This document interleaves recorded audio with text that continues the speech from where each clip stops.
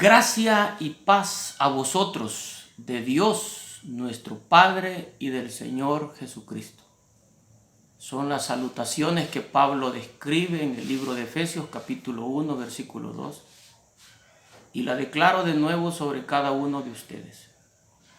Dios sigue siendo el mismo de ayer, hoy y siempre. Gracia y paz a vosotros, hermanos. Que el Dios del cielo, Padre de nuestro Señor Jesucristo, os dé fortaleza grandemente para enfrentar cada día, cada momento, a través de su sabiduría, todo lo que enfrentéis. Bendiciones, hermanos. Este día anhelo en el nombre de Jesús compartir un principio que Dios ha revelado a mi corazón, que es necesario, hermanos, que nosotros lleguemos, nos es necesario que lleguemos a la estatura del varón perfecto, como lo describe la palabra, sea hombre, sea mujer, de llegar a la estatura del hombre y la mujer que somos para la gloria de Dios. Acompáñenme al libro de Efesios capítulo 3, versículo 10. Hoy tengo conmigo el privilegio de tener la Biblia latinoamericana, editada en el 2004, es la edición número 50. Y hay textos de los versículos bíblicos que me los detalla con mayor plenitud que Reina Valera, como más comprensible. Y voy a estar tratando en casi toda la predicación la Biblia latinoamericana. Voy a leer el texto que está en la versión Reina Valera, año 1960. Efesios 3:10 dice en la Biblia Reina Valera: para que la multiforme sabiduría de Dios sea ahora dada a conocer por medio de la iglesia a los principados y potestades en los lugares celestiales. Y el 11 dice: conforme al propósito eterno que hizo en Cristo Jesús nuestro Señor. Es un plan que ya había sido gestado en el corazón de Dios llevarlo a cabo. Y está tratando de ejecutarlo a través de la iglesia. ¿Para qué la iglesia? Para que la iglesia, oiga hermanos amados, lo muestre en los lugares celestiales. Ya no se diga terrenalmente, como iglesia deberíamos de estar funcionando en ese mismo principio. El libro de Segunda de Tesalonicenses lo habla con mayor claridad. Tesalonicenses, Segunda de Tesalonicenses, la segunda carta de los Tesalonicenses, en el capítulo 1, versículo 10. Y voy a leer la versión de Reina Valera, de la versión latinoamericana. Dice el 1:10: vendrá aquel día para ser glorificado en sus santos y para que todos admiren su obra en los que creyeron, entre los que están ustedes que acogieron nuestro testimonio. Está hablándoles a los de Gálatas, a los de Efesios, que ellos son parte de esa familia de la iglesia para que dé testimonio. Igual lo somos nosotros en el tiempo actual. Somos la misma iglesia en diferente época. Somos diferentes protagonistas, actores, pero sigue siendo la misma bendición sobre la iglesia y la misma responsabilidad de la iglesia hacia Dios y hacia el prójimo. En la versión de Segunda de Tesalonicenses de la Reina Valera, el 1:10 dice: cuando vengan aquel día para ser glorificado en sus santos y ser admirado en todos los que creyeron, por cuanto nuestro testimonio ha sido creído entre vosotros. Nuestro testimonio ha sido creído entre vosotros, dice Pablo. Significa que lo que Efesios 3:10 está declarando, de que ese plan debe ser mostrado en los lugares celestiales por parte de la iglesia a los principados y las potestades, lo confirma Tesalonicenses, donde dice que se va a manifestar en sus santos, para que a través de sus santos se manifieste al mundo y se manifieste en los lugares celestiales. O sea, hay una tremenda responsabilidad de parte nuestra hacia lo que hemos creído, de vivir conforme a ese plan, como lo dice su palabra, conforme al plan que Dios trazó desde el principio en Cristo Jesús. Eso fue elaborado desde el principio de la creación del mundo y se está ejecutando aún en estos tiempos sobre nosotros. Antes que sigamos en este principio, quiero que me acompañe a Efesios capítulo 1, Efesios capítulo 1, versículo 21. Y en el versículo 21 dice, en la versión latinoamericana, por encima de todo poder, autoridad, dominio, soberanía, por encima de todo poderío que se pueda nombrar en este mundo y en el otro. Dice el 20, que actuó con Cristo cuando lo resucitó de entre los muertos y lo hizo sentar a su derecha en la morada celestial. ¿Qué fue lo que actuó en Cristo para resucitarlo? ¿Qué fue lo que sucedió? Dice el 19, y la fuerza incomparable con que actúa en favor de los que creemos. Ese poder de Dios que resucitó a Jesucristo de la tumba. Ese poder que lo hizo volver a la vida con un cuerpo glorificado, es el mismo poder que está sobre nosotros como iglesia. Y dice, según el texto de Efesios 1, 21, dice que ese poder está sobre todo. Así dice la palabra. Ese poder está sobre todos nosotros, sobre todo lo creado. Y en la Reina Valera dice, sobre todo principado y autoridad y poder y señorío, y sobre todo nombre que se nombra, no solo en este siglo, sino también en el venidero. De ese poder que yo le estoy hablando, que debe de ser manifestada, esa gloria en los lugares celestiales, es un poder que está sobre todo lo creado. De Dios hacia su Hijo Jesucristo, y habiéndole resucitado de entre los muertos, Él es el mismo autor de la obra, que está ejecutando el plan que ejecutó en su Hijo Jesús, lo está ejecutando por medio de Jesucristo, a través de su Santo Espíritu, sobre la iglesia actual. Mostrar ese poderío, esa autoridad, ese dominio sobre todo lo que se mueve en este mundo y en el mundo venidero. O sea, estamos nosotros siendo testigos delante de principados y potestades en lugares celestiales de lo que Dios a nosotros nos ha dado. Voy a retomar un principio que está escrito en la Biblia latinoamericana que dice: Pablo vivía en un mundo donde la esperanza era considerada como una enfermedad. O sea, ¿será cierto que seremos salvos? ¿Será cierto que Dios vendrá por nosotros y nos llevará a una patria celestial? ¿Será cierto que seremos redimidos?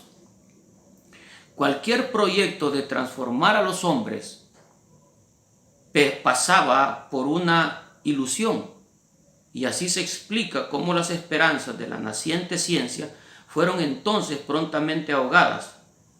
O sea, todo lo que el mundo hace actualmente, todo, ya sea la psicología, la sociología, la filosofía, la medicina, la ingeniería, todo, lo que trata es de restaurar la vida del ser humano, de llevarnos a un estado mejor de lo que nosotros vivimos. Pero por más que nosotros hagamos, no podemos cambiar la vida del ser humano. Toda la ciencia solamente nos lleva a tener una vida diferente materialmente. Podemos progresar económicamente, podemos ser grandes en el conocimiento de la ciencia, podemos adquirir sabiduría de este siglo y llegar a ser eminencias, pero no cambia el corazón del ser humano. A pesar de todo el conocimiento que el hombre adquiere, no cambia su conducta, no cambia su estilo de vida, no tiene dominio sobre la ira, no tiene dominio sobre el enojo, no tiene dominio sobre el miedo, no tiene dominio de sus palabras, no tiene dominio de sus sentimientos. Siempre nos vemos frágiles ante cualquier necesidad, frágiles ante un problema de enfermedad, frágiles ante un problema económico, frágiles ante un problema familiar, frágiles ante tantas cosas que suceden en este mundo. Somos criaturas sometidas. Somos criaturas sometidas. Y eso es lo que Dios está tratando de hacer a través de su obra. Que ese sometimiento en el cual nosotros nos encontramos, invisible, porque es un sometimiento invisible en el cual nos ha puesto este siglo. No vemos, no tocamos, no palpamos a nadie, pero somete al hombre a una esclavitud. Por eso es que la situación que actualmente se vive de la pandemia nos puede desnudar, nos desnuda a nosotros constantemente. Que es bien difícil mantenernos quietos. Nos cuesta estar en un solo lugar, nos cuesta saber que peligra nuestra vida y la vida de nuestras familias, peligra la sociedad misma, pero aún a pesar del peligro que acecha en las calles, nosotros nos exponemos a tantas circunstancias, porque deseamos nosotros, con nuestras fuerzas, salir adelante con todo lo que sucede. Y ese es el conflicto, que el ser humano se considera a sí mismo capaz de solventar todo problema. Y el problema más grande no es el destruir ese virus a nivel mundial y lograr hacer una vacuna o tener la medicina eficaz para contrarrestar la enfermedad. Podemos hacerlo y lo sé que lo va a lograr la humanidad, pero no puede cambiar el corazón del ser humano. Pasará esta enfermedad y nos vamos a dar cuenta que el hombre natural sigue siendo igual, como que no nos enseñó nada lo que vivimos. Hoy compartimos de lo que tenemos con el necesitado, hoy hacemos colectas para ayudar a familias necesitadas, hoy luchamos el uno con el otro, pero luego de pasar de estos problemas, siempre volvemos a caer en el mismo error y nos volvemos siempre egoístas, y nos volvemos siempre iracundos, y nos encontramos peleando uno contra el otro. Pronto pasará y pronto va a descubrir que lo que ahora le estoy diciendo es una verdad. En resumido, el ser humano no puede cambiar por sí solo. Es necesario la intervención divina, la intervención de su Hijo Jesús, porque no hay otro nombre dado a los hombres en el cual podamos ser salvos, solo en el nombre de Jesús. Fíjense lo tremendo. La ciencia lo que hace es tratar de minimizar y tratar de corregir la vida del hombre, pero no puede cambiar su corazón. Podemos cambiarnos de casa, podemos cambiar nuestra vestimenta, podemos cambiar de marcas. Antes me ponía una camisa sencilla, hoy ya me pongo camisas de marcas, igual los lentes, igual lo que tomo, lo que bebo, lo que uso. Antes usaba un bus, ahora tengo mi propio vehículo. O sea, eso no cambia. Cambia la apariencia, pero no cambia el ornato del corazón. El hombre sigue siendo hombre caído, aunque ande detrás del mejor vehículo del mundo. El hombre sigue siendo el hombre caído, aunque tenga miles de millones de dólares en su cuenta bancaria. El hombre sigue siendo el hombre caído, aunque logre los mayores éxitos de este mundo. Eso solamente lo puede hacer Dios. Fíjense lo tremendo. La ciencia lo que trata es de suplir una necesidad, pero no de cambiar al ser humano. Los creyentes, en cambio, experimentamos en nuestra vida una verdadera resurrección. Eso es lo que nos falta, tener una verdadera resurrección. Encima de todo poder, autoridad, dominio y soberanía, por encima de todo poderío, que se nombra en este mundo y en el otro. Dios colocó, el versículo 22 del capítulo 1 de Efesios, Dios colocó todo bajo sus pies y lo constituyó cabeza de la iglesia. O sea, al final el ser humano por sí solo no puede ser cambiado. Por eso envió Dios a su Hijo, por el cual nosotros podemos ser salvos. Si gusta, me acompaña al libro de Gálatas, capítulo 3. En el libro de Gálatas, capítulo 3, del versículo 19 al 25. Vamos a leer un ratito. Y voy a volver a leerles la Biblia latinoamericana. ¿Qué es lo que Dios está tratando de hacer con nosotros? Cambiar el corazón del hombre y producir en nosotros una resurrección. O sea, nuestro espíritu está muerto, está ahogado, está esclavo y necesita ser libre. Y solo lo puede hacer el Espíritu Santo. ¿Y cómo lo puede hacer? A través de la palabra. O sea que nos es necesario leer las Escrituras. Como Jesús le dijo a sus discípulos, escudriñad las Escrituras, porque en ellas encontraréis la vida. Apocalipsis nos lo llama, que dice que es sabio el que lee las Escrituras. O sea que a través de la lectura bíblica usted puede llegar a entender realmente qué es lo que Dios con usted quiere. Fíjese lo tremendo. Entonces, esa escritura fue enviada en el principio al pueblo de Israel por medio de Dios a la vida de Moisés para que fuese declarada sobre el pueblo sus decretos, sus testimonios, sus mandamientos, para que nosotros los pusiéramos por obra, que oyésemos lo que Dios quería y practicásemos lo que Él quería que practicásemos. Entonces, hace una pregunta Gálatas 3:19 y dice, entonces, ¿para qué la ley? ¿Para qué la ley? Fue añadida para responder a las desobediencias, pero solamente valía hasta que llegara ese descendiente del que habla la promesa, y fueron ángeles los que la concertaron con la intervención de un mediador. No se hablaría de un mediador si hubiera una sola parte, y Dios es uno solo. ¿Acaso la ley contradice las promesas de Dios?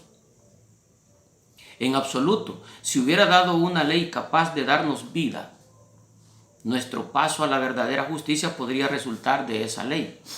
Pero no, la Escritura lo encerró todo en el marco del pecado, y así lo prometido llega a los creyentes por medio de la fe que trae Cristo Jesús.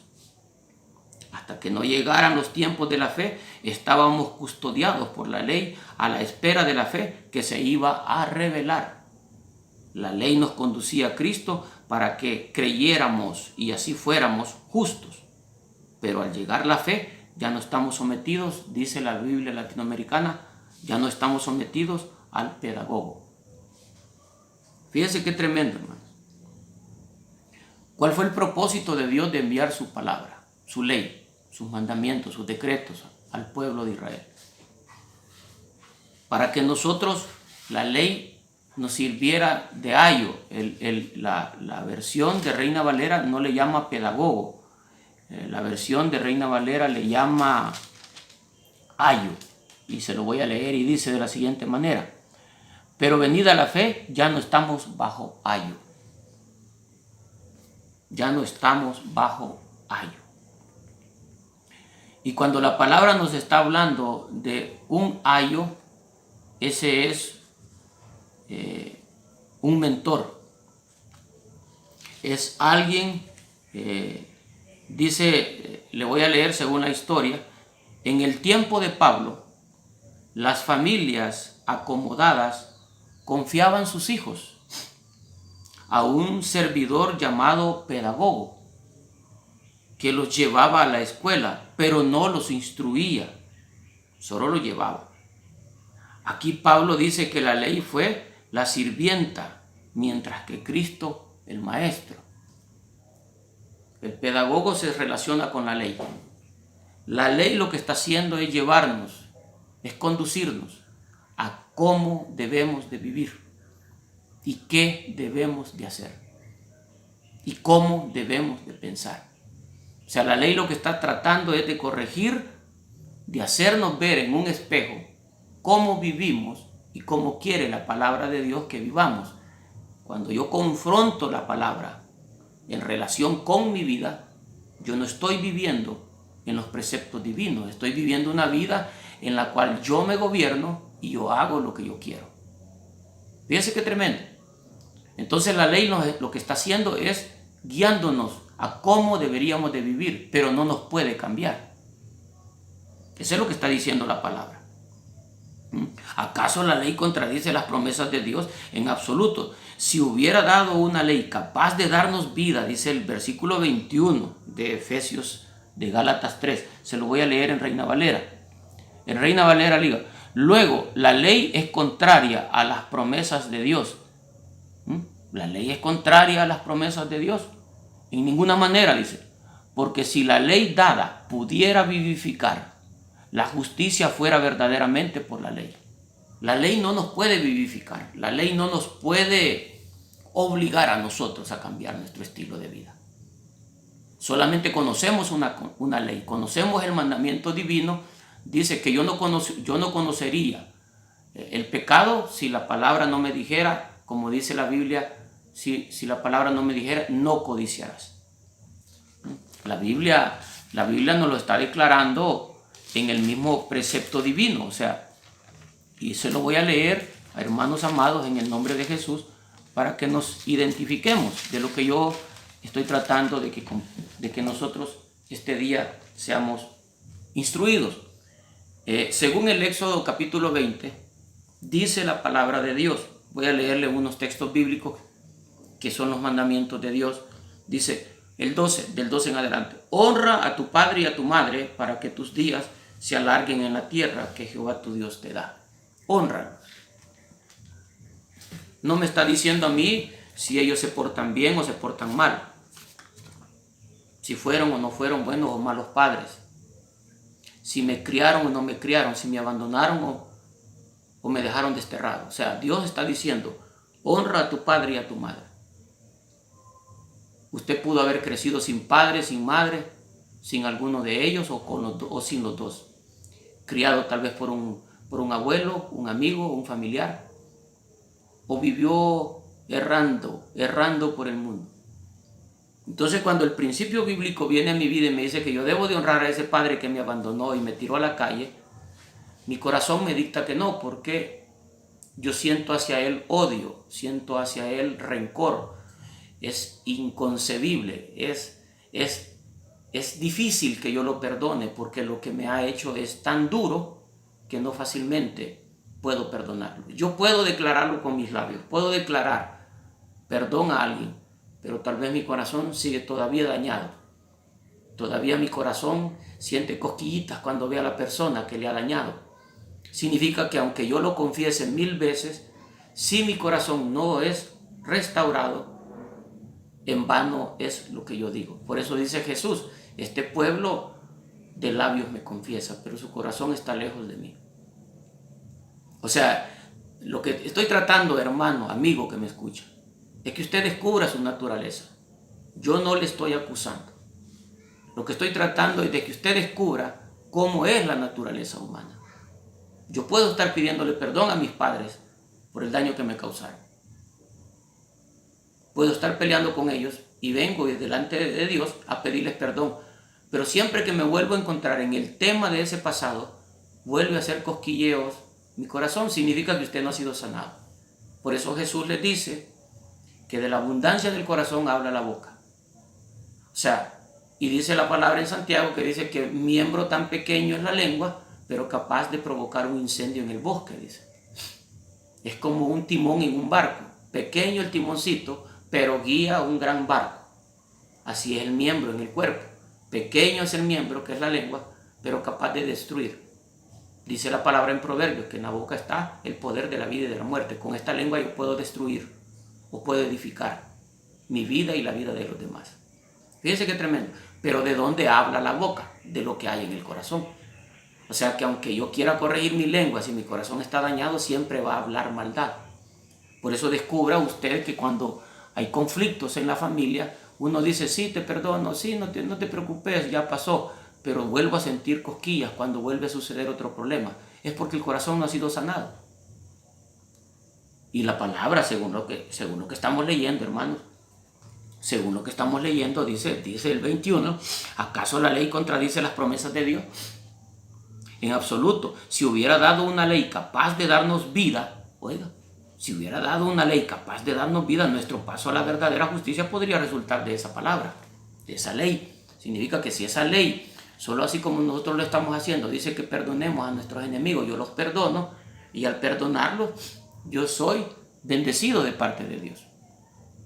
Pero me doy cuenta que mi corazón aún está dañado. Y al estar todavía mi corazón dañado, aunque yo esté haciendo lo correcto, probablemente puedo ser un hipócrita. Por eso les decía a los fariseos, sepulcros blanqueados, porque estamos aparentando que estamos bien, hacemos las cosas correctamente, pero dentro de nuestro interior estamos empleitados con las personas a las cuales nosotros estamos tratando. Por eso la palabra nos exige en Jeremías, dame tu corazón. ¿Quién lo conocerá? O sea, porque de ahí emana la vida. Fíjense qué tremendo. Entonces, cuando el texto bíblico a mí me dice, honra a tu padre y a tu madre, me doy cuenta que yo no puedo honrarlos. Pero yo trato de llevarle el día de su cumpleaños un regalo, el día de la madre un regalo, el día del padre un regalo, en las fiestas de Navidad un regalo, cuando viene una fiesta los invito a salir, a pasear al mar, a algún lugar, a comer, a un restaurante. Entonces estoy tratando de honrarlos con mis hechos, pero dentro de mí yo no he sido sanado. Y a eso se le llama sepulcro blanqueado.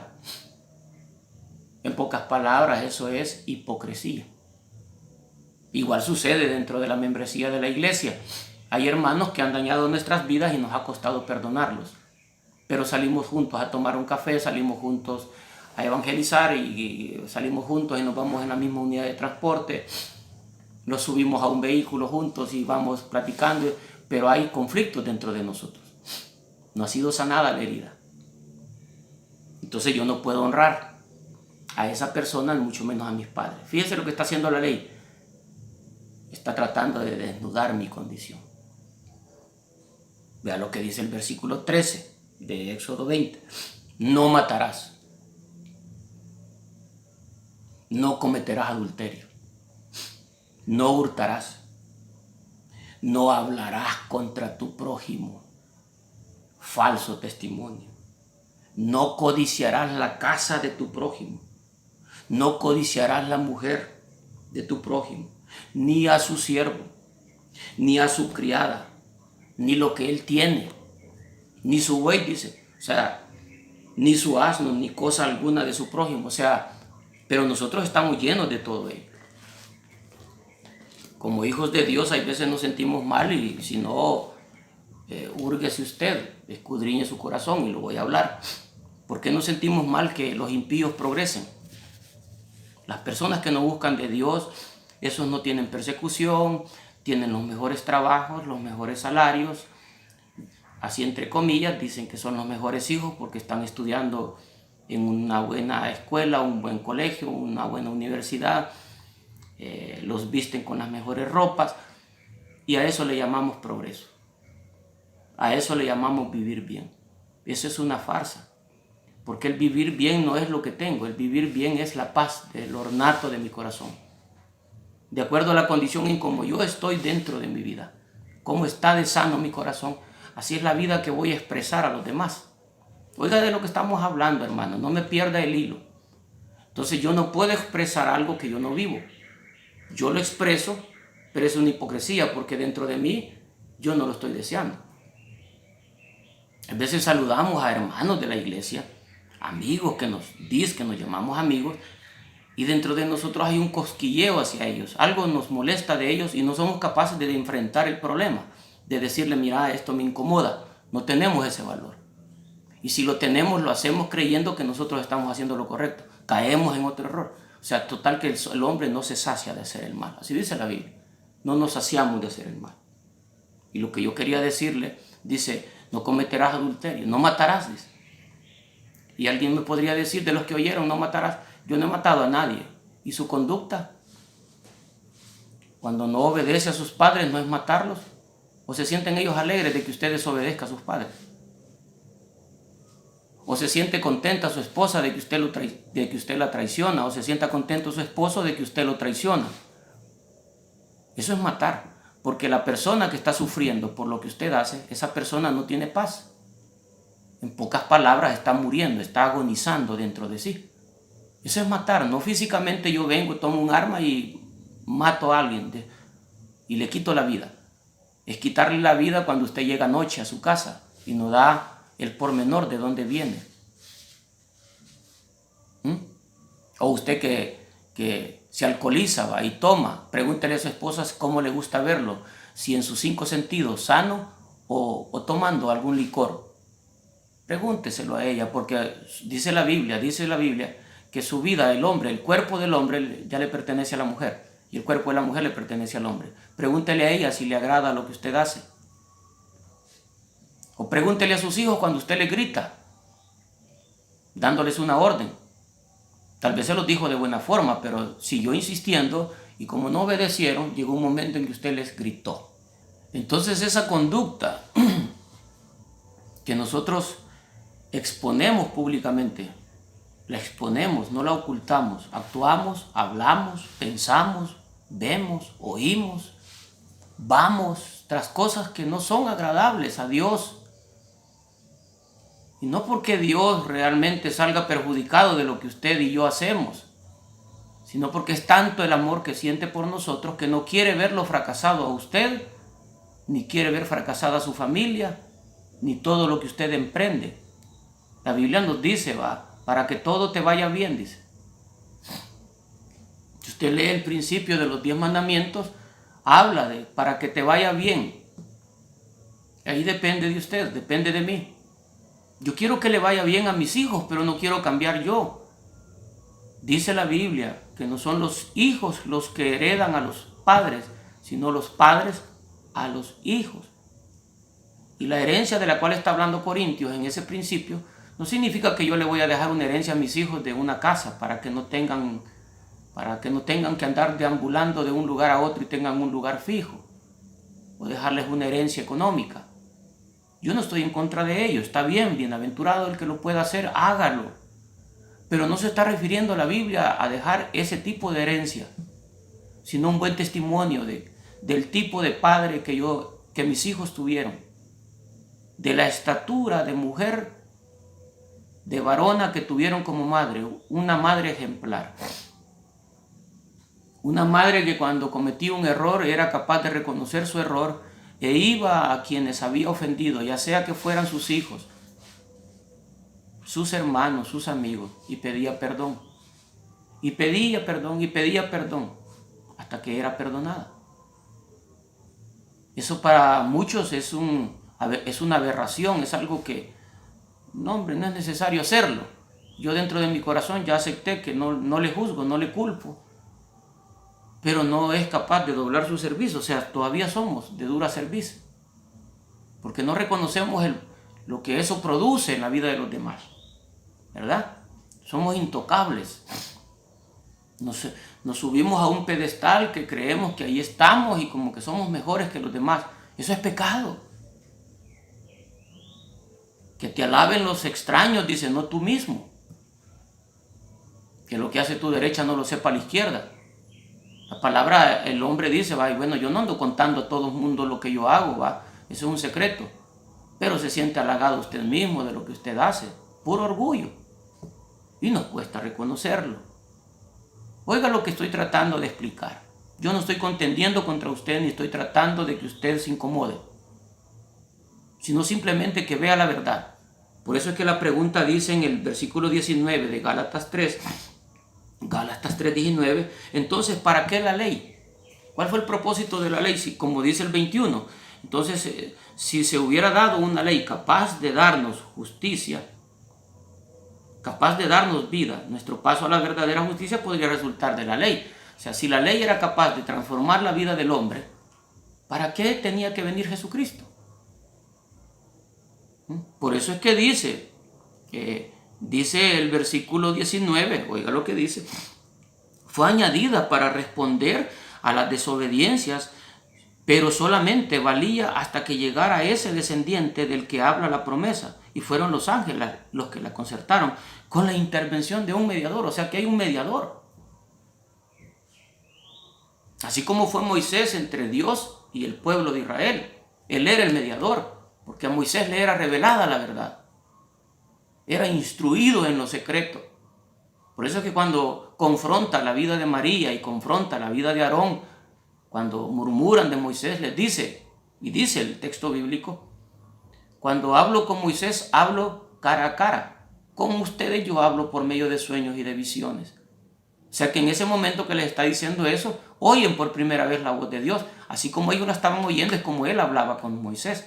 Entonces a Moisés le era revelado el misterio de cuál debería de ser la conducta ante esa ley que Dios le estaba dando. No es una práctica. O sea, por eso es que dice que la ley vino a ser, por eso le estaba leyendo yo del pedagogo, ¿va?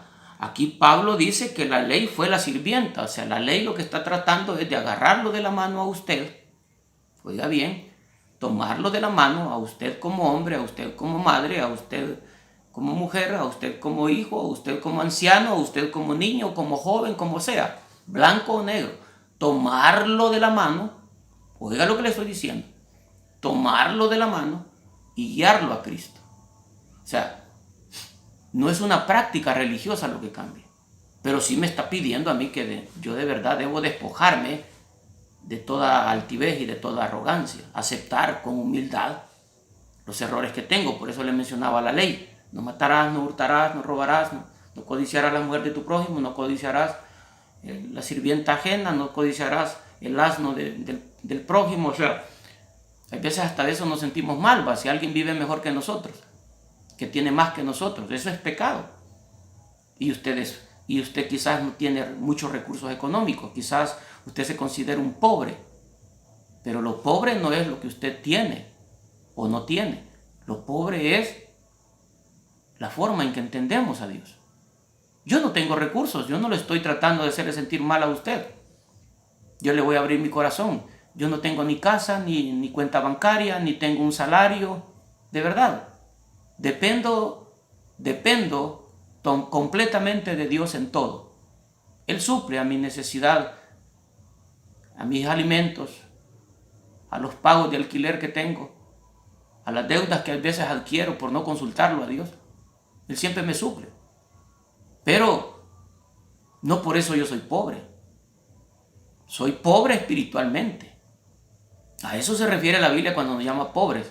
Pobres espirituales, porque tenemos una riqueza dentro de nosotros. Oiga lo que le estoy diciendo. Hay dentro de usted una riqueza tal que Dios quiere que muestre esa riqueza que tiene usted, que se llama, según Efesios 3:10, la multiforme sabiduría de Dios. O sea, usted tiene tanta sabiduría que usted está desperdiciando lo que Dios a usted le ha dado. Él quiere que lo muestre, dice la Biblia. Y no que lo muestre a sus seres queridos, sino que lo muestre en lugares celestiales. O sea que a los seres queridos no, como no, es que ellos son los primeros en disfrutar del carácter que usted tiene, ellos son los primeros en disfrutar de la sabiduría que usted tiene, ellos son los primeros de disfrutar de la sencillez y la humildad que usted tiene, ellos son los primeros en disfrutar de ese amor que Dios le ha dado. Ellos son los primeros, ellos son los que se van a deleitar, como que yo fuese a un depósito lleno de miel y meto mi dedo, lo unto de miel y lo pruebo. Ellos son los primeros que van a deleitarse de lo que usted es. ¿Y qué es lo que está haciendo? Dando testimonio de lo que Dios está haciendo en usted y en mí. Para que ese niño, ese joven, ese adulto, ese hijo, ese hermano, ese padre, esos amigos que no han creído en Jesucristo, crean por causa del testimonio de lo que usted da, de lo que yo doy. Por eso es que dice la palabra que un ciego no puede guiar a otro ciego. Tropezamos como iglesia. A veces nosotros somos malos ejemplos como líderes, de verdad. Pero nos cuesta entender y aceptar que a veces nos dicen, nos tratan de corregir y nos molesta que nos corrijan, porque ya me creo yo superdotado o que me las sé todas. No, soy ignorante. Si yo pienso así, soy ignorante. ¿Por qué? Porque si la palabra me está hablando de una multisabiduría de Dios, significa que Dios obra de tantas formas diferentes que no se le haya fin. Esto que usted ha empezado a descubrir, como yo estoy empezando a descubrir, esto es eternamente. Nunca voy a dejar de aprender. Ni usted va a dejar de aprender. Ni usted va a dejar de cambiar. Porque es necesario mudar, siendo transformado. Por eso que la palabra a veces nos parece pesada, nos parece como ofensiva. Pero cuanto más nos ofende, es porque estamos más carnudos. Estamos dependiendo mucho de las circunstancias de la vida que de la vida espiritual que tenemos. Entonces, fíjese, si gusta, acompáñenme al capítulo 3 de Romanos. Capítulo 3 de Romanos, al versículo 1. Y en el versículo 1 dice Pablo de esta manera: entonces, ¿cuál es la ventaja de ser judío? ¿O cuál es la utilidad de la circuncisión? Entonces, ¿de qué me sirve a mí ser esto o lo otro, o hacer esto o lo otro, si al final me encuentro que estoy mal? Porque lo que estábamos hablando al principio es que la ley lo que hace es tomarnos de la mano y conducirnos a Cristo. Es como un cuidador. Yo voy en el camino y en el camino la palabra me va diciendo: hey, no hables mal de tu prójimo. Hey, ¿por qué pensás así? ¿Por qué vas tras tus propios deseos y no los que benefician a la familia? Hey, ¿por qué estás peleando dentro de ti? ¿Por qué tenés ira? ¿Por qué estás gritando? ¿Por qué estás señalando la vida del prójimo? O sea, la Biblia lo que está haciendo es desnudarnos de cómo somos. Nos está desnudando. Nos hace ver el error y nos hace ver nuestra condición. Entonces, eso es lo que está costando, aceptarlo. Aceptar que dentro de nosotros, por eso es que en predicaciones anteriores yo le hacía ver otra vez, somos trapos de inmundicia, dice Isaías. Somos llaga podrida, dice Isaías. O sea que por cualquier lado que usted vaya, me refiero a la vida personal, cualquier área que Dios le toque a usted o que me toque a mí, vamos a hallar que estamos podridos. O sea, no hay nada bueno en nosotros. Amén. Lo que significa que la ley lo que está haciendo es desnudándonos de nuestra condición. Como que yo me quitara esta camisa, y me desnude delante de ustedes para que vean mi cuerpo. Entonces eso es lo que hace la palabra, me desnuda y me hace ver tal como soy, sin fingimiento. Por eso dice el Señor, que dice que Él conoce el corazón y los pensamientos del hombre. Yo tal vez lo puedo estar viendo a usted, o usted tal vez me puede estar viendo a través de esta cámara y creer que yo soy perfecto. Y creer que así como estoy hablando, quizás esa es la vida que yo llevo. Soy hombre débil, igual que usted, lleno de defectos. Y también estoy lleno de virtudes, como también usted lo está. Lo que trato todos los días de mi vida es llevar esa vida pecaminosa a la cruz del Calvario. O sea, negarme a seguir haciendo lo que estoy haciendo mal. Luchar por tratar de corregir mi vida a la luz de la palabra, lo que la Biblia me pide.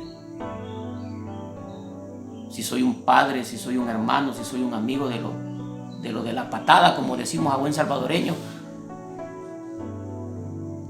como Pablo lo exhorta y lo dice, miserable hombre de mí, todo lo doy por basura, dice también Pablo. O sea, que descubre su naturaleza. O sea, en mí no hay nada bueno. Usted puede estar haciendo bien algo ahorita.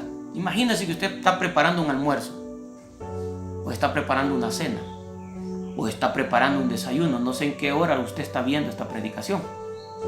O está preparando un refrigerio, un cafecito, un sorbete, un refresco, o un té, o salir de paseo. Imagínese.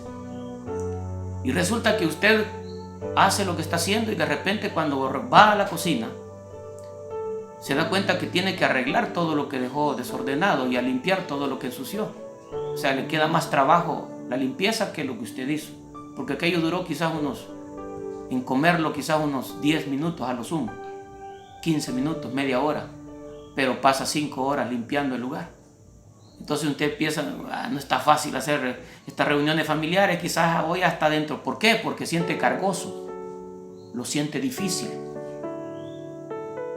Y de ribete, quizás después le hacen un comentario que oyó decir a alguien oyó decir a alguien decir algo contra él o contra ella, o vio acciones que no eran correctas. O sea que al final la fiesta vino a hacerse un problema.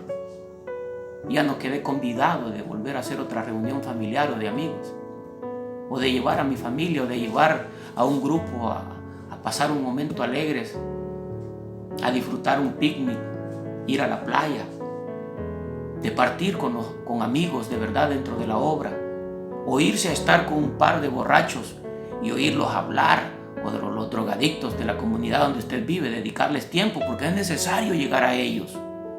No me vaya a tomar a mal lo que le estoy diciendo. A ellos tenemos que ir. En la palabra de Dios dice que Dios ha venido por los enfermos. Y para ir a los enfermos, soy yo, es usted el que debe de ir a ellos. Hay momentos de sentarse con ellos, cuando Dios lo permite. Dios me lo ha permitido hacer con los drogadictos, lo ha permitido hacer con los borrachos, me lo ha permitido hacer con los jóvenes que andan en las pandillas delinquiendo. Dedicarles tiempo de mi vida, sentarme con ellos, comernos un pedazo de pan, compartir una gaseosa, o un almuerzo, o un desayuno, qué sé yo, y oír todo lo que ellos son, verlos hacer lo que ellos hacen, para luego tener argumentos cómo poder corregirlos.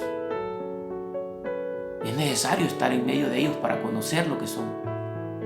Hay veces hay personas ahí no porque realmente quieran estar ahí, es porque en las casas los echan a las calles, porque ven malos ejemplos, un padre borracho maltratando a su madre y él se mete a defenderlo y es golpeado por un padre y siente odio hacia el padre, y dicen a veces, para no golpear a mi padre o no tratar de asesinarlo, mejor me voy a la calle huyendo y allá encuentro un amigo en igual o peor condición que la de él, y se aconsejan mutuamente y caen en las drogas, caen en la delincuencia.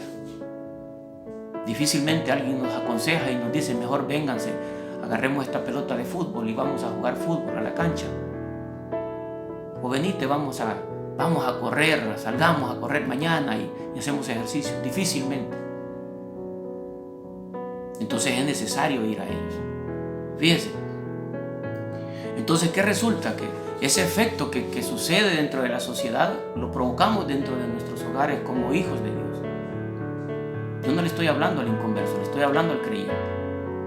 Y al inconverso, al que no conoce de Dios, usted identifíquese con lo que yo estoy hablando. ¿Cómo vivimos dentro de nuestras cuatro paredes? ¿Qué hacemos en nuestros hogares con nuestros hijos? ¿Somos testimonio de esta verdad? Por eso dice, ¿cuál es la ventaja de ser judío? ¿Cuál es la ventaja de ser cristiano? ¿Cuál es la ventaja si yo cambio mi vida? ¿Qué gano con ello? Fíjense lo tremendo a lo que trato de llegar, hermano amado, en esta mañana. Si usted y yo hemos sido llamados a ese conocimiento oculto por los siglos, dice Pablo, el misterio oculto por los siglos fue revelado a los hombres. Que usted conozca ese misterio oculto. Él quiere llevarnos a ese conocimiento.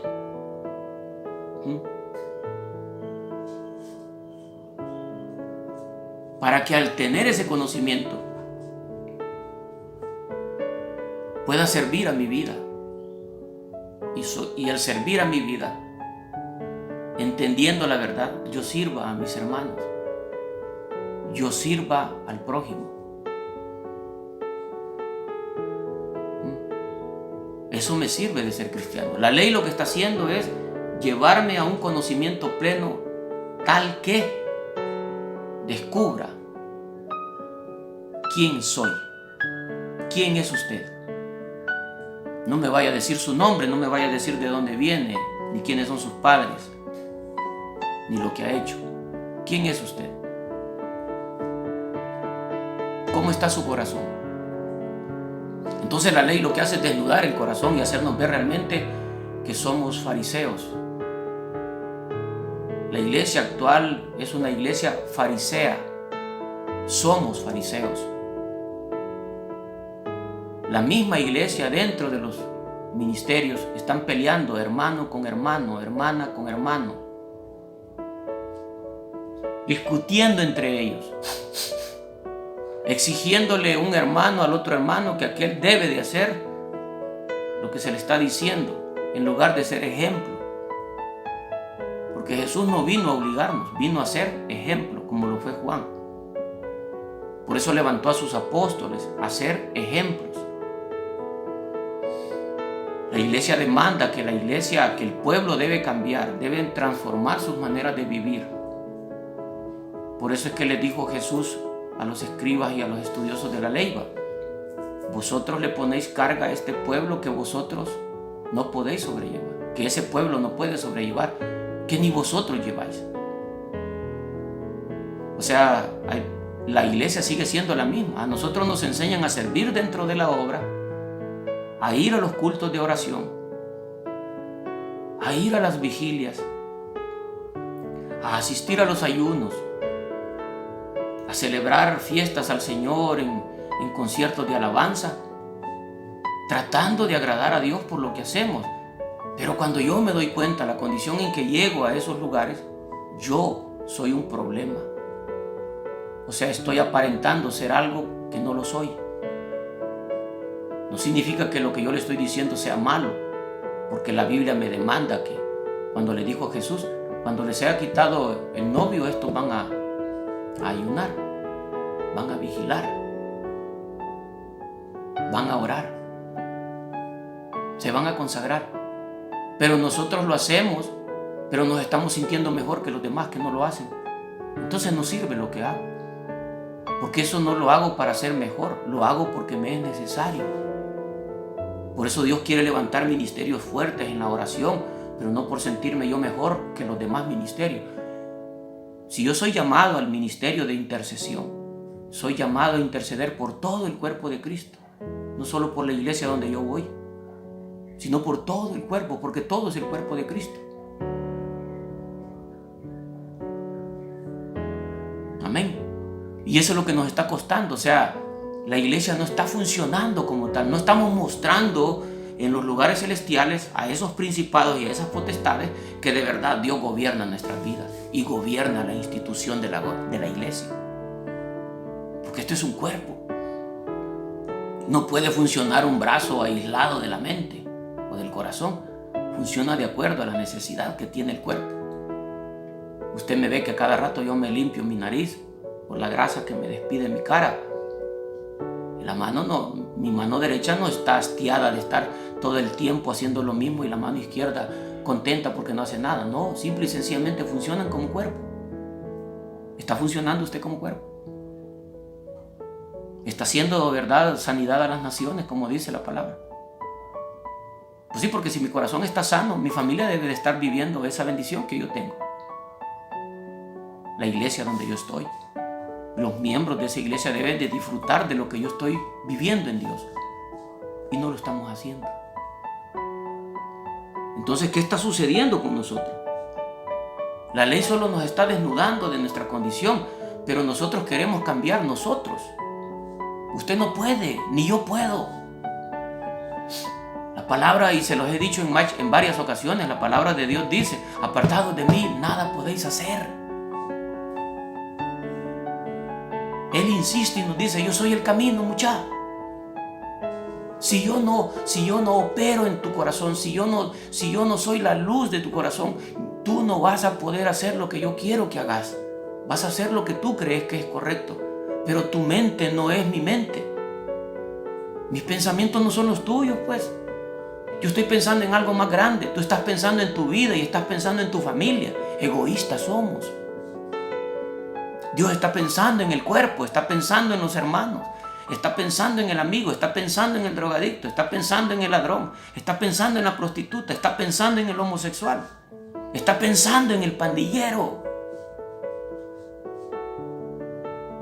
Él no está pensando en nosotros, está agradecido de que seamos sus hijos, pero quiere que actuemos. ¿Y por qué no hacemos lo que Dios quiere? Porque no hemos entendido. Lo estamos haciendo a nuestra manera. Más de alguno me va a decir, pero yo salgo a evangelizar y voy donde están las regiones de los pandilleros y les predicamos a los pandilleros. Y cuando no le prestan atención, cuando usted le predica el evangelio, ¿qué siente su corazón? ¿Se siente contenta? ¿O que la rechazan? ¿O que tal vez la ofenden o lo ofenden? ¿Cómo reacciona usted? Obsérvese. Se da la vuelta y se va. No dice nada, pero dentro de su corazón va peleando la batalla del siglo. Entonces no sirve lo que está haciendo. Esto es por amor, dice la palabra. O sea, usted con amor deberíamos de ver la vida de los demás. Por eso le estoy hablando de mi testimonio. Cuando yo he ido a ellos, yo he sentido pleitos dentro de mí porque no quieren aceptar la verdad. Es que esto no es a la fuerza. Esto no es porque yo quiero. Dios lo permite para mostrarnos nuestra desnudez, que estamos llevando un evangelio torcido. ¿En qué aspecto? Que ni a nosotros nos ha cambiado. ¿Cómo vamos a hablar de un testimonio que está transformando mi vida si dentro de nosotros hay pleitos, hay disensiones? Entonces la ley lo que está haciendo es desnudándonos. Y mire lo tremendo. ¿Por qué nos quiere desnudar? Mire lo que dice Romanos 5:20. En el capítulo de Romanos, acompáñenme al capítulo 5 y versículo 20 de la palabra. Romanos 5:20. Y lo voy a leer en la Reina Valera también. Romanos 5:20. Y en el libro de Romanos 5:20, en la Reina Valera, dice de la siguiente manera: pero la ley se introdujo, oiga, para que el pecado abunde. Pero la ley se introdujo para que el pecado abundase, mas cuando el pecado abundó, sobreabundó la gracia. La versión Jerusalén lo dice de esta manera: al sobrevenir la ley, se multiplicaron los delitos, pero donde abundó el pecado, sobreabundó la gracia. Oiga lo que le estoy hablando, hermano, en el nombre de Jesús. Señor, ábrenos los sentidos espirituales, abre nuestros oídos espirituales. De eso le he estado hablando. Sale a evangelizar y se molesta porque lo trataron mal, lo ultrajaron, o quizás le quisieron robar algo, o lo echaron de la zona donde llegó a predicar y se va peleando con Dios. Oiga lo que está diciendo la palabra. La ley vino para que se multiplicaran los pecados. O sea que sale a luz el pecado. En mi conducta, en lo que digo, cómo pienso. Me voy hablando, me vengo de regreso en las unidades de transporte que nos llevan al evangelismo, porque hay iglesias que así lo hacen. Salen juntas en un bus y regresan en ese bus de nuevo y suben al bus y empiezan a dialogar de lo que vivieron en el campo y probablemente vienen señalando las acciones de las personas a donde fueron. ¿Qué está sucediendo? La ley está desnudando mi condición, o sea, está llena de pecado mi vida. Vengo de hacer la obra de Dios, pero no como Dios quiere que la haga, porque voy altercando contra el mismo Dios del cual estaba hablando en las calles. Lo mismo sucede en los altares de oración. Vamos a orar y a veces rotamos los turnos y pasa un hermano, pasa otro. Y total que cuando salimos criticando al hermano que nos gustó como oró y criticamos al hermano que no nos gustó como oró. O sea, los altares se vuelven lugares de discusión. Lo mismo es la adoración. El hermano Talba que no aplaudía, como que era palo seco. Si así somos palos, árboles secos somos. Pero lo glorioso que yo voy al Antiguo Testamento dice que del árbol seco, de la rama del almendro seco, brotó un renuevo. La vara de Aarón hizo florecer la rama seca. O sea, en nosotros no hay nada. Eso descúbralo. Usted es árbol seco. Usted no produce vida, hombre, ni yo. Pero Él sí puede hacernos producir vida. Por eso es que de lo inútil, Él vino a lo inútil, a lo inservible, a lo que no sirve. Pero usted se está dando un lugar que no le corresponde a usted dárselo. Mucho menos de jactarse, de sentirse mejor que otros. Ese es el pecado. O sea que al final la ley lo que vino a producir en nosotros, como dice el libro de Romanos en Reina Valera 5:20, pero la ley se introdujo para que el pecado abunde. O sea que sale a luz más el pecado. Cuanto más descubro la palabra, más descubro mi pecado. Miserable hombre de mí, va. No puede hacerlo. Entonces, ¿qué es lo que está tratando la ley? Tomarlo de la mano a usted, tomarme de la mano a mí y llevarnos a Cristo. Él es el que puede cambiar su vida. Yo no puedo. O sea, la ley lo que está haciendo es descubrir mi corazón que no puedo. Y segundo, que tampoco puedo cambiar por mí mismo, aunque yo sé la verdad. Amén. Yo sé cómo soy, pero no puedo cambiar. Entonces, ¿a qué me conduce la palabra? A que me rinda. Ese es el árbol seco. Yo no puedo producir vida por mí mismo. Inútil soy, pues. Como les dijo Jesús, vosotros sois siervos inútiles. Eso es una ofensa para ahora a un líder, ¿va? Yo no nací siendo líder. Dios me está haciendo ser líder. Pero no líder para sentirme mejor que los demás, sino un líder para ser ejemplo. Amén. Es ser ejemplo de lo que Él a mí me está dando. Y ellos, los que están a mi lado, logran descubrir lo que Dios está haciendo. Y eso que Dios está haciendo, hermanos, es lo que yo debo de dar a la iglesia. No migajas, no lo que nos sobra, no, lo bueno, lo agradable, lo justo.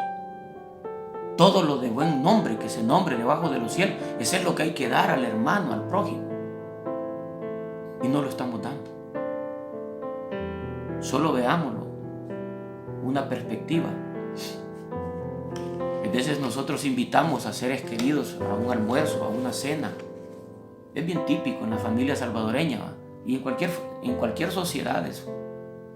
Y siempre damos la mejor porción o la mejor parte de todo a nuestros seres queridos, no al extraño.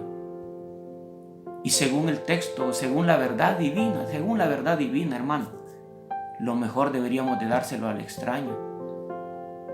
No, a nuestros seres queridos lo damos. ¿Cree usted que lo que digo es mentira? Le voy a poner un ejemplo. Dios dio lo mejor que tenía, su Hijo. Y lo dio por un mundo pecador que soy yo. Y no lo meditó 2 veces. Nos lo dio y vino el don inmerecido a este mundo, y tampoco Él se negó a entregarse por nosotros. Si Él hubiera sido yo me doy la vuelta y ahí dejo al mundo que muera como Él quiera. No. Él sabía la verdad y sabía que la ofrenda de olor agradable era Él para salvarnos de nuestra vana manera de vivir. Ponga atención en lo que le estoy diciendo, hermano, hermana, amigo. Si Él estuvo dispuesto a morir por usted y por mí y resucitó de entre los muertos, ¿no podrá resucitar en usted y en mí de nuevo Él? Si el Espíritu Santo de Dios está en nosotros, oiga lo que vamos a hablar. Si el Espíritu Santo de Dios está en usted y está en mí, ¿acaso no querrá el Espíritu Santo de que surja la criatura de Jesucristo en nosotros, formándonos el carácter de Jesús, mostrándonos el amor de Jesús para con los demás, la sabiduría de Jesús? ¿Cómo no? Él es el que resucita, porque en nosotros no hay nada bueno. Si virtud hay en nosotros, si virtud hay en usted, si virtud hay en mí, no es mía, es Él en mí. Porque yo no puedo producir nada bueno. Lo malo no puede producir nada bueno.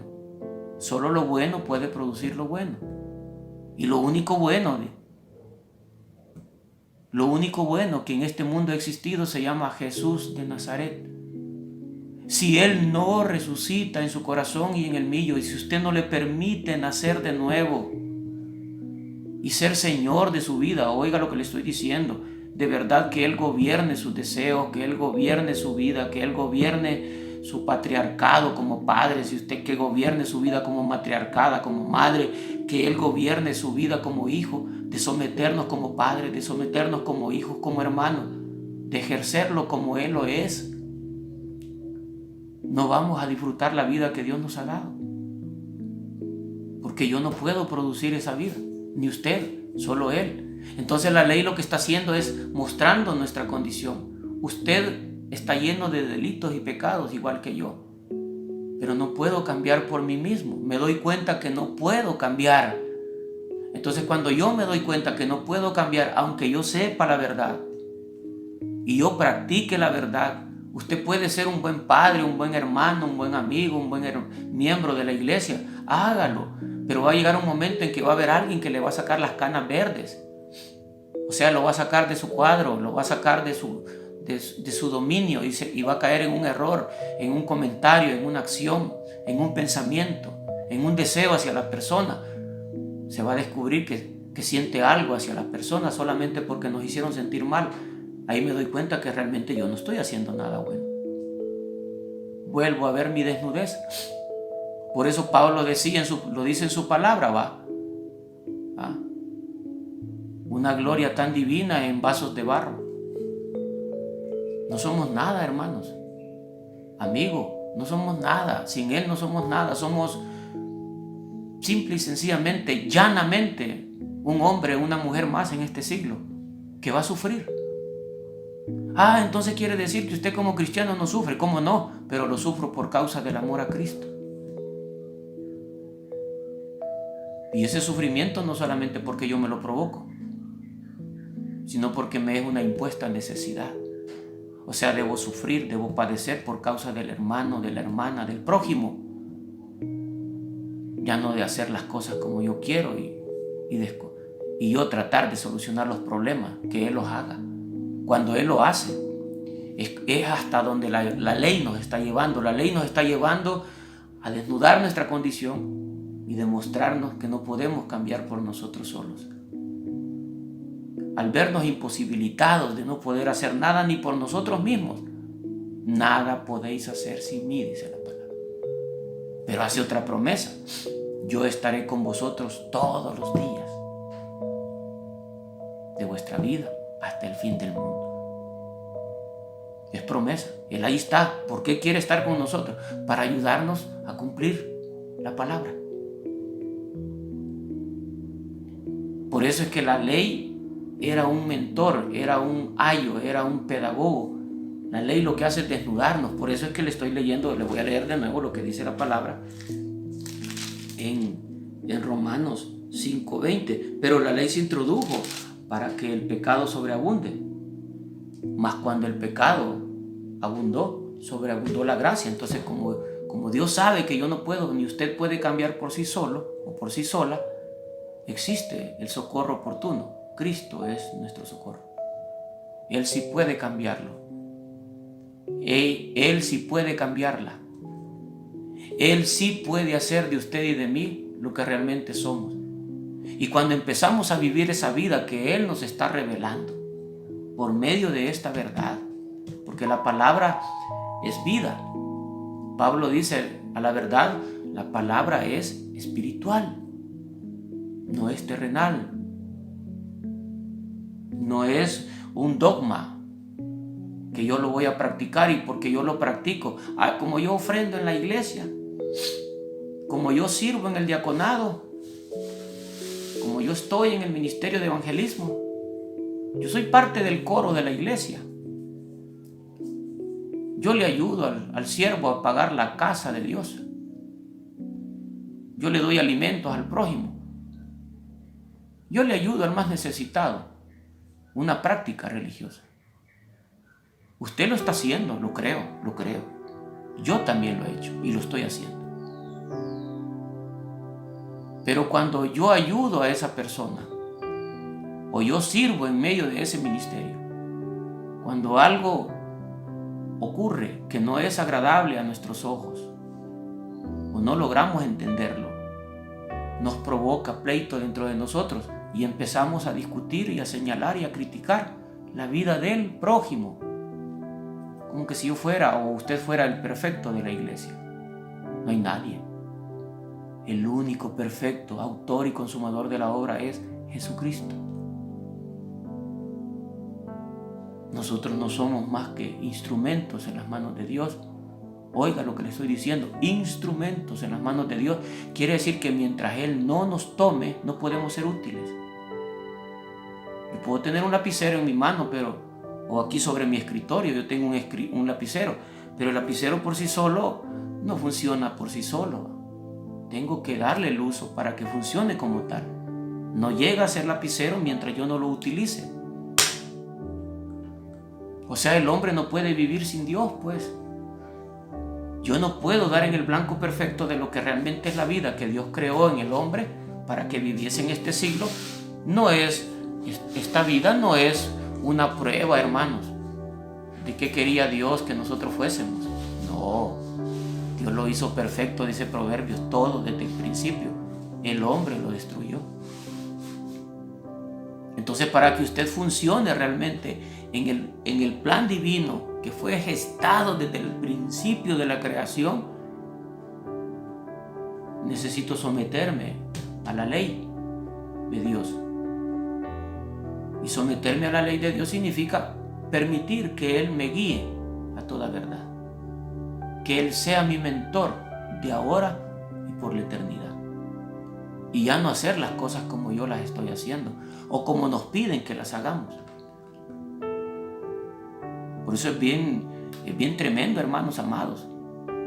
Cuando usted va a la palabra y va a la Biblia y trata de descubrir los principios divinos, yo descubro que cuando Moisés está aconsejando al pueblo uno por uno, y eran más de 1 millón de personas, hermano, pongámosle que eran 500,000 de familias, y ministraba a uno por familia. Esos 500,000 personas, familias, pasaban una por una y las aconsejaba Moisés, y llegó Yetro y le dijo: ¿qué haces? Eso te va a cansar, te va a matar. Delegá a otros que tengan a su cargo a 10 familias, a 50 familias, a 100 familias, según la característica que Dios le haya dado. Pero dice que deben de ser hombres aptos, conforme al corazón de Dios.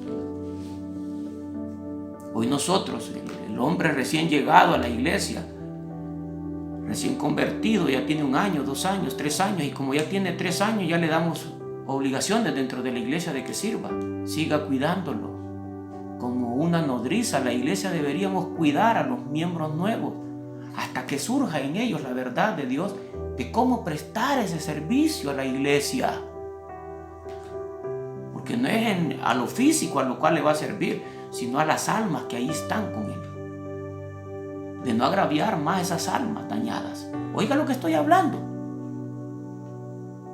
Por eso Pablo dice que esto no se debe de delegar a neófitos en la fe. O sea, tiernos, indoctos, que no saben de la verdad.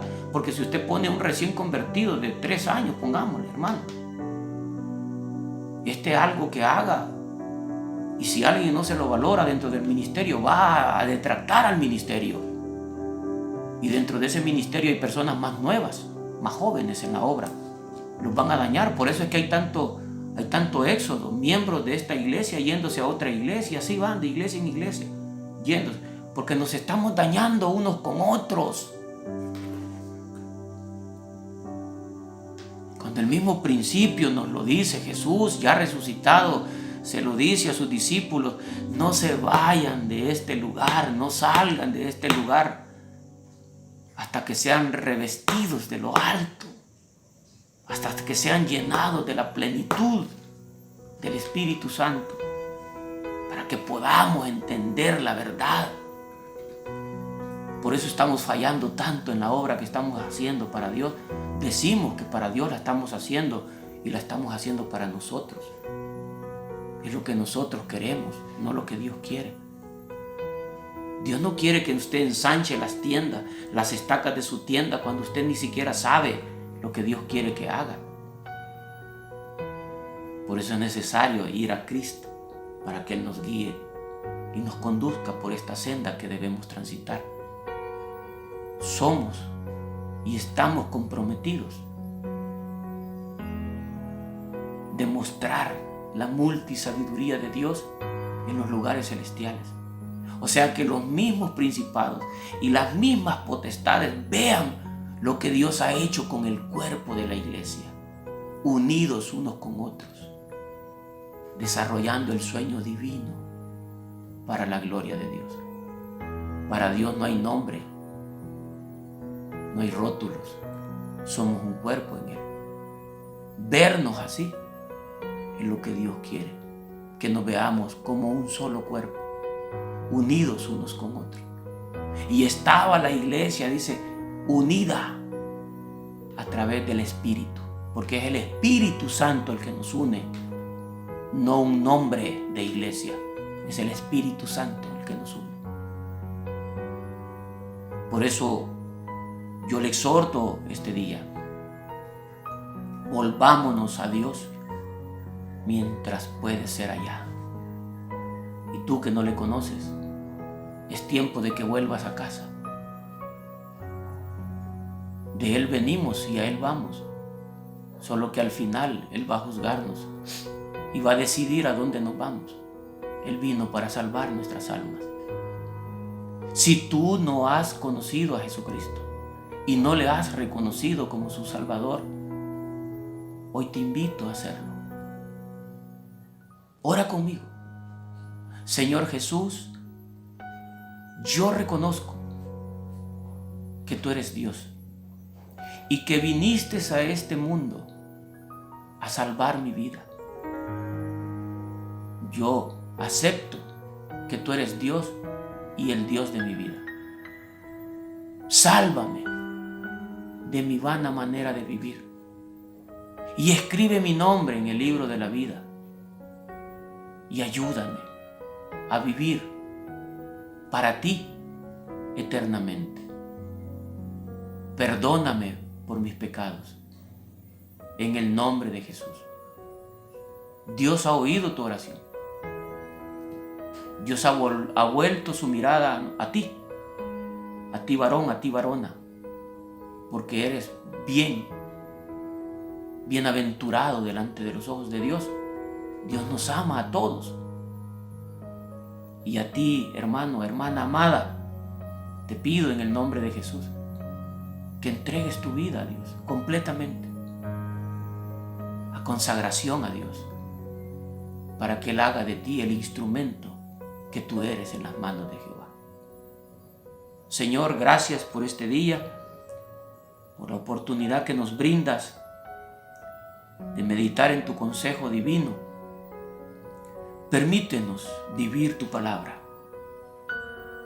Permítenos, Señor, venir a ti con conocimiento, reconociendo que somos pecadores y que nos ayudes a vivir para la gloria de tu nombre.